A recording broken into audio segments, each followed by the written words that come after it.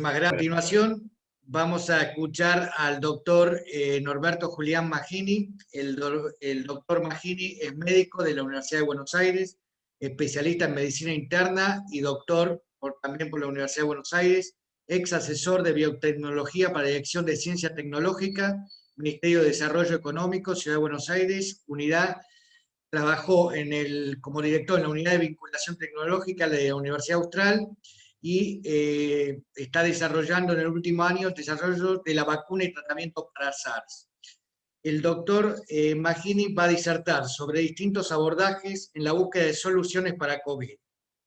Abordaje económico, regional de la búsqueda de la vacuna, avances en ensayos clínicos, expectativa regulatoria y acceso para las vacunas. Muchas gracias, doctor Magini, por estar con nosotros. Muchísimas gracias, doctor Barceló. Un gusto enorme estar acá. Bueno, voy a compartir un poco con ustedes algunas de las cosas que venimos estudiando sobre la forma de abordar este problema, que como recién decía muy bien el doctor Barceló, voy a empezar por aspectos generales, a ver si puedo, ahí está, para introducir el tema. Bueno, el SARS-CoV-2, como todos sabemos, forma parte de los coronavirus, que son un tipo de infección bastante simple, leve, del tracto respiratorio superior, pero ha sufrido mutaciones a lo largo de las últimas décadas que lo hizo cambiar en la manera en que se desarrollaba la enfermedad.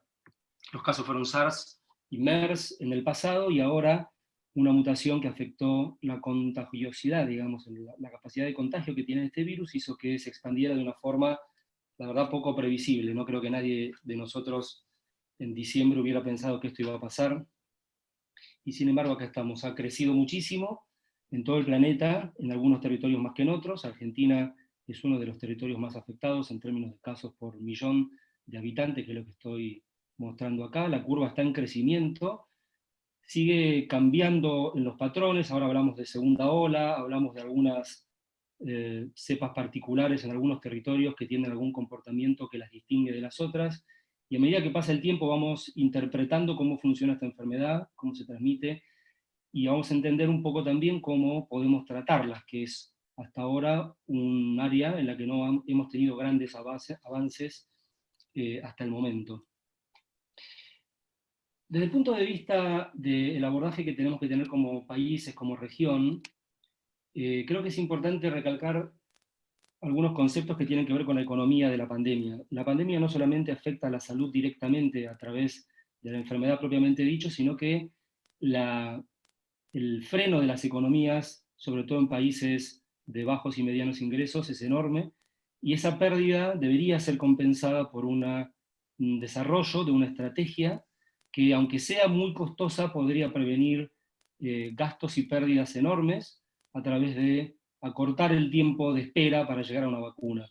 Este premio Nobel, Michael Kremer, ha hecho un análisis que pudimos escuchar de él de primera mano, en donde plantea que la inversión en etapas tempranas de los desarrollos para vacuna es importante y, digo, perentorio, porque lograría traernos la vacuna en un tiempo muchísimo más corto y evitar esos gastos enormes que impactan de todas maneras de distintas formas en la salud a mediano y largo plazo. El análisis de Kremer desde el punto de vista económico muestra que la estrategia óptima sería invertir en alrededor del 85% por adelantado, es decir, pagar para el desarrollo de vacunas. Esto significa enormes sumas de dinero que deberían ser de alguna manera pagadas con antelación para el desarrollo y con compra anticipada, por otro lado, para lograr desarrollar en forma ágil lo más rápido posible una vacuna y acortar los tiempos todo lo posible. Esto no quiere decir que sea algo factible necesariamente para un gobierno de países como los de nuestra región, pero desde el punto de vista del análisis económico, estos son los números, asustan un poco las cifras de las pérdidas proyectadas y de la necesidad de inversión. Y por otro lado, un tema muy importante es que muchos de los candidatos van a fracasar en el mediano plazo o largo plazo, probablemente no generen la protección que se espera en el mediano y largo plazo, con lo cual es de esperar que si uno invierte en más de una vacuna, no tenga más de una vacuna, con lo cual, tomando antecedentes de literatura, se ponderó el cálculo para eso, definiendo que es necesario invertir en múltiples vacunas para poder tener algún candidato efectivo en el mediano a largo plazo. Es un análisis muy interesante que está available en YouTube y en otras bases de datos. Hoy día está sucediendo esto, la compra anticipada y la inversión anticipada de distintos candidatos, distintas empresas, sobre distintas empresas a través de los gobiernos, está sucediendo. Algunas más que otras están invirtiendo en hacer crecer esas capacidades de producción, y la compra anticipada sobre todo se está dando en países de altos ingresos, países desarrollados. Incluso algunos han comprado un número de dosis suficiente como para vacunar 5 veces su población, previendo que los tiempos y los fracasos de algunas de estas vacunas van a, de alguna manera, restringir la posibilidad de tenerla en forma rápida. Entonces la inversión en múltiples candidatos les debería rendir un acortado del tiempo en tener la vacuna en su territorio. La TAM, por nuestra parte, está invirtiendo de una forma mucho menos agresiva que los países más ricos, pero sin embargo lo está haciendo, y los países de bajos y medianos ingresos, a través de iniciativas internacionales como donantes, como COVAX, están también desarrollando sus propias compras anticipadas. La manera en que esto impacta en el desarrollo de la vacuna es en el acortamiento de las fases sin el compromiso de la seguridad y la eficacia. En principio ese es el objetivo que están tomando todas las agencias regulatorias, lograr un balance entre el acortado del tiempo y asegurar que el efecto de la vacuna sea óptimo. Es decir, esto acá no se están evadiendo ningún tipo de normativas previas, no se están acortando tiempos para desarrollar algo que llegue al mercado rápido y que comprometa de alguna manera la salud pública, sino que se busca solapar fases, hacer en forma simultánea distintas partes del desarrollo de la vacuna. Por ejemplo, solapar fases clínicas. Ahora se habla y se desarrollan ensayos de fase 1-2, de fase 2-3, en los cuales el número de voluntarios y lo que se evalúa de esos voluntarios permite que, por el volumen que se está tomando, ¿no? 30.000, 40.000 pacientes, permite que uno pueda ver a los infectados después de haber sido vacunados con esta capacidad enorme en el número de pacientes, de individuos vacunados, pueda verlo, digamos, con una tasa baja, pero suficiente en el número total como para poder evaluar el efecto protectivo de la vacunación. De la misma manera, la producción que habitualmente se hace una vez terminada las fases clínicas se está solapando con el desarrollo de la fase clínica. Esto significaría ir a pérdidas para muchísimas empresas que lo pueden hacer en este momento a través de distintos tipos de organizaciones. Este es un ejemplo, la operación Warp Speed del gobierno americano, y hay otras, en donde esa inversión masiva a riesgo, es probable que esa inversión enorme que se hizo para el desarrollo, producción y escalado se pierda si la vacuna no atraviesa exitosamente las fases clínicas hasta la fase 3, pero es la única manera de asegurar que ni bien terminado el ensayo clínico, o cuando por lo menos hay un punto de evaluación interino, se pueda empezar a utilizar la vacuna en un tiempo muchísimo más corto. Hoy día tenemos muchísimos candidatos, ya son 261 que están en carrera, 58 ya entraron en ensayos clínicos, y 12 están en la última etapa, fase 2, fase 3 o fase 2-3.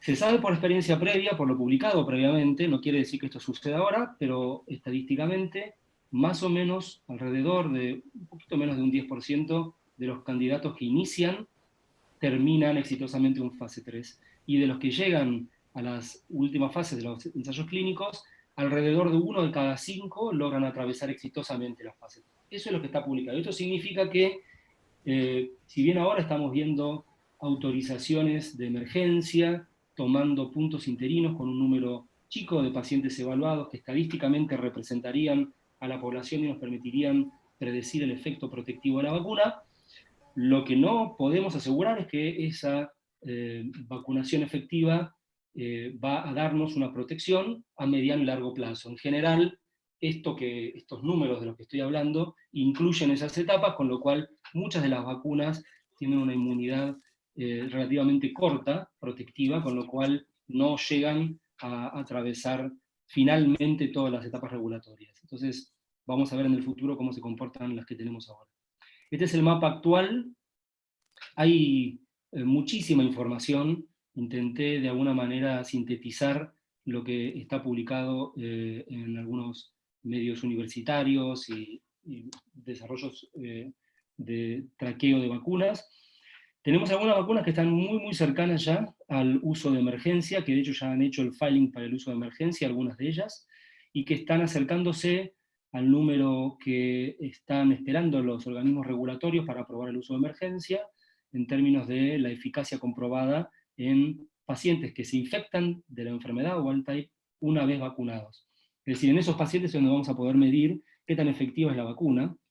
El problema que tenemos por ahora es que, digamos, la etapa en la que estamos ahora, no es que sea un problema, es que los candidatos están siendo evaluados en su efectividad unos días después, semanas después de haber terminado la vacunación, la segunda etapa, la segunda vacunación, por ejemplo. Con lo cual lo que podemos decir hasta ahora es que esta vacunación protege en esta etapa justo después de haberse vacunado. No podemos saber qué va a pasar en los próximos 6 meses o un año, y tampoco todavía podemos tener una interpretación de qué tanto protege de la enfermedad severa, que es una de las cosas que más nos preocupan en realidad. Todavía los voluntarios que han atravesado una enfermedad severa, si bien están de alguna manera restringidos al grupo de placebo, hay muchos más enfermos severos o críticos en el grupo placebo que en el grupo de tratamiento, del grupo de vacunación. Todavía la estadística es inicial. Faltaría muchísima más experiencia como para poder saber de los grupos vulnerables, es decir, los ancianos, los inmunocomprometidos, los obesos, factores cardiovasculares de riesgo previo. Todavía no sabemos bien cómo se va a comportar en esos, que son en definitiva los que queremos vacunar. Nos queremos proteger. Nos interesa mucho más prevenir una muerte o una enfermedad severa que prevenir una enfermedad moderada en un paciente joven, que en definitiva tiene un riesgo muchísimo más bajo. Todavía eso no está del todo comprobado. Acá en colores tienen las distintas tecnologías, los vectores no replicativos, que por ahora son todos adenovirus modificados, los tienen en naranja, la vacuna de Oxford y AstraZeneca, Gamaleya, CanSino, y más abajo Johnson & Johnson con Janssen, son vacunas a vectores adenovirales. Las vacunas a ARN que llegaron a estas etapas son las de Pfizer y las de Moderna. Hay otras que están transitando las etapas clínicas anteriores. En verde ven los virus inactivados, que son varios y están creciendo mucho también. Las proteínas, en particular Novavax, que es una nanopartícula que tiene adherida la proteína Spike, dando nanopartículas ricas en proteína Spike, y las virus-like particles de GSK Medicago, que muy novedosa la tecnología, todas estas en general lo son, pero en particular esta se crece en planta de tabaco, una partícula muy similar a la del virus, que daría un resultado, debería dar un resultado similar al menos a lo de virus inactivados, porque la estructura es básicamente la misma. Entonces estos filings que están sucediendo en este momento para emergency use, que están en Estados Unidos, particularmente haciéndose el filing, o en Gamaleya en la WHO, y las vacunas chinas en China en particular, calculamos que en el próximo mes van a rendir algún tipo de uso limitado en poblaciones restringidas, por ejemplo, personal de salud esencial, o pacientes de alto riesgo o con comorbilidades. Un caso particular es la vacuna de Oxford de AstraZeneca, caso particular digo porque se está desarrollando una transferencia de tecnología en Argentina para el desarrollo, para producción escalado, en Garín, de hecho, a través de MapScience, para la producción de la vacuna, que después va a ser distribuida en toda la región, pero de todas maneras nos va a dejar una capacidad local en una planta que hasta ahora no trabajaba en el desarrollo y escalado de vacunas, y parece muy importante este tema en particular, lo resalto, porque en el futuro probablemente esta no sea la última de las pandemias, y tener capacidad instalada, que conozca el desarrollo y entienda la tecnología, y probablemente, idealmente, sumado a nuestros científicos desarrollando vacunas en forma regional, va a ser muy importante en el futuro, y esto puede ser un hito trascendente para Argentina. Bien. Las vacunas, en forma muy simplificada, que se están desarrollando, funcionan de la siguiente manera. Acá arriba ustedes ven el SARS-CoV-2, una representación del SARS-CoV-2 simplificada, donde el virus del ARN está dentro de la estructura, digamos, de la cápside del virus. Se une a través de la proteína Spike, se une al receptor AC2 en las células del huésped, entra el virus después de un proceso de clivado de la proteína S a través de una enzima que está en la membrana de las células huésped, que se llama DMPRSS2, que es una serina proteasa que corta la proteína spike y la hace fusogénica, y una vez que entra el virus, se producen las copias del ARN viral y el virus sale. Una vez que uno se enfrentó a este virus, se desarrollan sobre todo anticuerpos contra spike, que es la proteína que está en mayor concentración en la cápside y que por otro lado protegería del ingreso del virus de alguna manera. Entonces este es el mecanismo que buscan a través de inmunización activa todas las vacunas y que están buscando también otras modalidades de tratamiento de inmunización pasiva, como los anticuerpos monoclonales, el plasma de convaleciente o el suero equino hiperinmune, que también se desarrolla en Argentina. Hago hincapié un poco en las tecnologías nuevas, porque este tsunami que tuvimos, que nos está inundando, nos permitió, de alguna manera, acelerar tecnologías. Si uno lo quiere ver de esa manera, esto podría ser un beneficio a mediano plazo, porque se están desarrollando tecnologías muy novedosas que podrían impactar no solamente en vacunas, sino en otro tipo de tratamientos, y la aceleración que se está produciendo hace que puedan llegar al mercado o a la clínica muy rápidamente. Esto arriba a la izquierda son los vectores adenovirales. El adenovirus es un virus que genera una infección respiratoria tradicionalmente, hay muchísimos adenovirus. Este virus en particular genera una respuesta inmune muy potente, de tipo celular, TH1, y se ha utilizado con anterioridad en el testeo de vacunas para otros patógenos como MERS, ébola y otros más, justamente por esa capacidad de inducir una respuesta protectiva, y tiene un genoma en el cual se puede introducir la secuencia que codifica para la proteína spike del SARS-CoV-2, de manera que las células que van a ser infectadas por este virus vacunal van a expresar la proteína spike del SARS-CoV-2 en forma prolongada, porque va a seguir la producción, no es solamente el inóculo como sucede con una proteína, sino que esta secuencia va a producir la proteína spike durante un tiempo prolongado, y la inmunidad se va a desarrollar contra esta, y va a estar dirigida hacia TH1 por los antígenos de la cápside del virus adeno. Estas son las partículas que están utilizando varias empresas. Gamaleya usa adeno 5 y adeno 26 en dos inoculaciones secuenciales. El Chadox, el chimpancé adenovirus Oxford One, es la vacuna de AstraZeneca y Oxford. También está la de Janssen con adeno 26, y hay otras en camino. Esta otra tecnología, las vacunas a ARN, protegidas dentro de una nanopartícula lipídica, es una tecnología que venía desarrollándose en los últimos 5 o 10 años para otras patologías, virus inicial respiratorio, gripe, etc., y que se aceleró notablemente. Lo que hacen es introducir el ARN que codifica para la proteína spike dentro de una nanopartícula, y en una secuencia optimizada y protegida logran la expresión en las células del huésped durante un tiempo prolongado de la proteína spike, mismo principio que adenovirus, y está demostrando también una respuesta de tipo celular, de tipo TH1, bastante potente. Habrá que ver en el futuro de qué manera se desarrolla la protección cuando el paciente es efectivamente infectado por el virus SARS-CoV-2, lo estamos empezando a ver, y hasta ahora los trials son muy promisorios.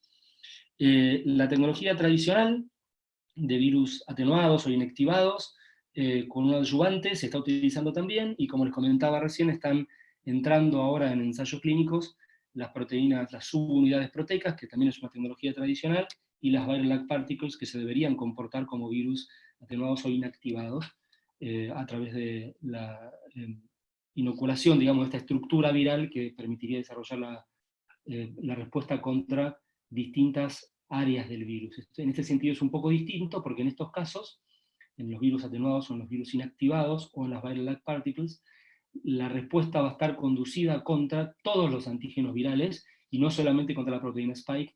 Eso a priori podría aumentar el riesgo relativo de tener una respuesta de tipo, digamos, no beneficiosa, que pudiera generar una enfermedad como se vio en otras vacunas de dengue y MERS también en el pasado. Entonces, la pregunta que tenemos que responder ahora con los ensayos clínicos: si la respuesta es protectiva, lo vamos a ver en los próximos tiempos. Los pacientes deberían enfermarse y tener enfermedad severa menos que los pacientes que no fueron vacunados. ¿Cuánto tiempo dura Es una gran pregunta. Hay algunos indicios que nos permiten pensar que debería durar por lo menos un año la respuesta que estaría siendo generada, pero hay que verlo en la práctica. Tenemos que ver la seguridad de estas tecnologías, eso no es menor. Las pautas para los usos de emergencia son claras en ese sentido, pero hay muchas cosas que no sabemos también sobre la seguridad de estas tecnologías en el mediano plazo después de la inoculación. Y la gran pregunta también, en particular para las vacunas ARN, es si es factible logísticamente, porque la cadena de frío que imponen este tipo de vacunas es muy difícil en países, por ejemplo, como los nuestros. Llevar a -80 y toda la logística de -80 en un país de mediano o bajos ingresos es muy complicado, y la trazabilidad de todo ese proceso también es muy complicado. Entonces, voy a hablar mínimamente de dos partes. La seguridad, la eficacia va a depender del tipo de respuesta inmune que se genera una vez que la vacuna interactúa con el organismo. Y no solamente es que se van a producir anticuerpos, se van a producir muchos aspectos de la respuesta inmune que van a balancear la respuesta para dar lo que va a ser, al fin y al cabo, la respuesta de memoria, que es la que nos importa para la vacuna. No nos importa tanto los anticuerpos que se generan en el corto plazo, sino las células de memoria que nos van a permitir reaccionar cuando seamos infectados dentro de un año de haber sido vacunados. Este es el efecto vacunal que estamos buscando. Las curvas iniciales son muy claras, los picos se producen en las primeras etapas, es una representación simplemente, pero a medida que pasa el tiempo se sabe que las células T caen, que los anticuerpos decaen, y lo que se queda y que nos debería proteger son las células de memoria. Entonces, a lo largo del tiempo, en el próximo año, veremos cuánto de toda esta respuesta se transforma en una respuesta de memoria que nos proteja cuando realmente nos infectemos.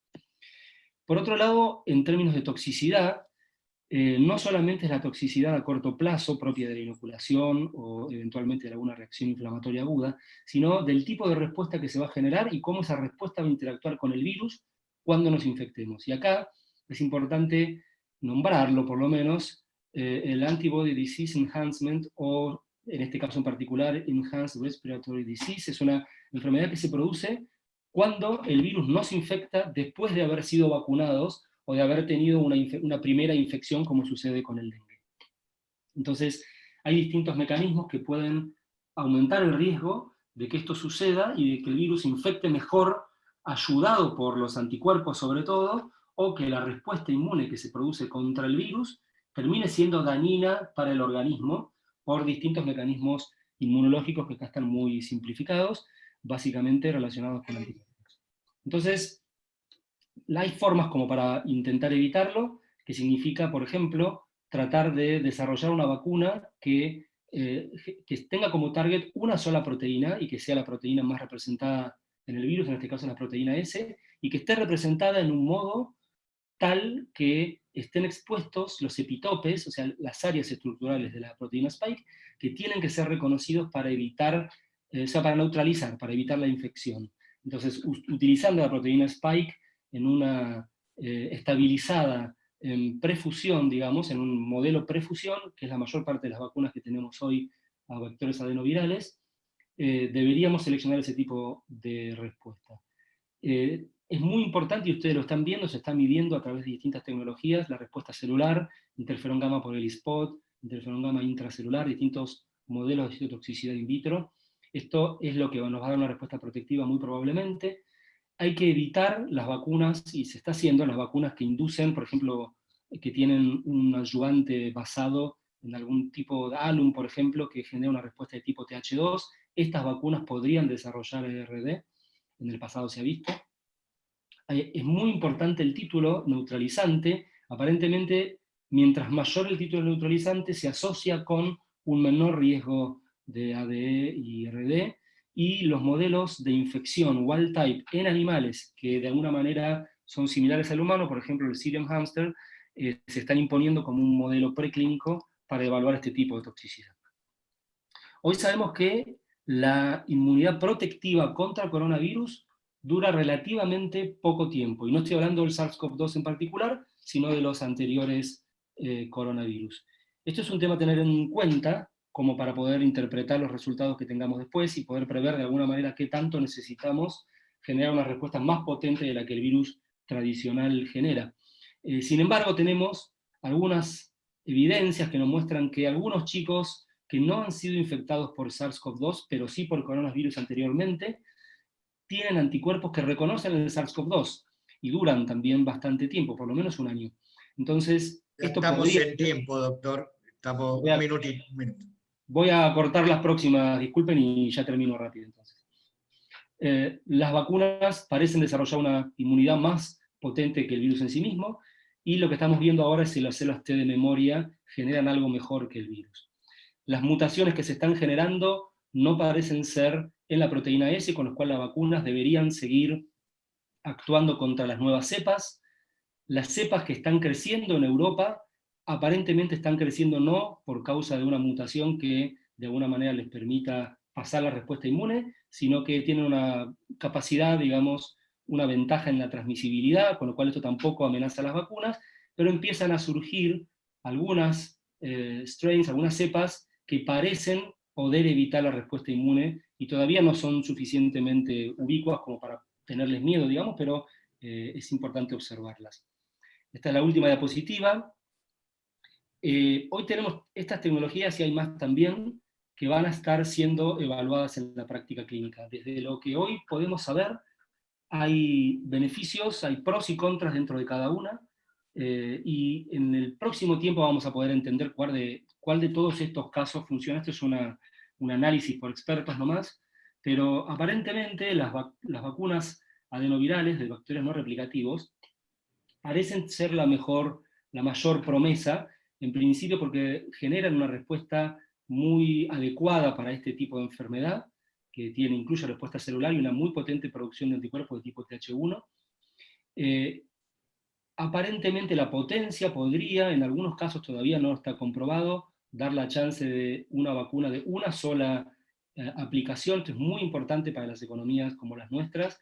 Montar en secuencia varias campañas vacunales es muy complejo. La bioseguridad está comprobada en otros escenarios, la tecnología se conoce y la escalabilidad es altísima. Entonces, hoy día es una gran promesa, todavía hay que ver el resto y quizás el resto se comporten incluso mejor, pero bueno, por ahora estamos en este sentido. Entonces, cerrando, hay dos factores críticos que van a hacer que tengamos vacunas en los próximos tiempos que no sean útiles. Una es la colaboración internacional, que se está empezando a dar y que creo va a ser mayor en el futuro, entendiendo que este virus surgió desde un territorio no controlado, digamos, por la FDA, y Zika, dengue, Marburg, ébola, son todos otros virus que en algún punto también son amenazas. Entonces la colaboración internacional va a ser cada vez más importante. Y por último, el desarrollo de R&D y escalado regional también es muy importante para poder tener una respuesta en corto plazo y efectiva para nuestros tipos de economía. Y aquí termino.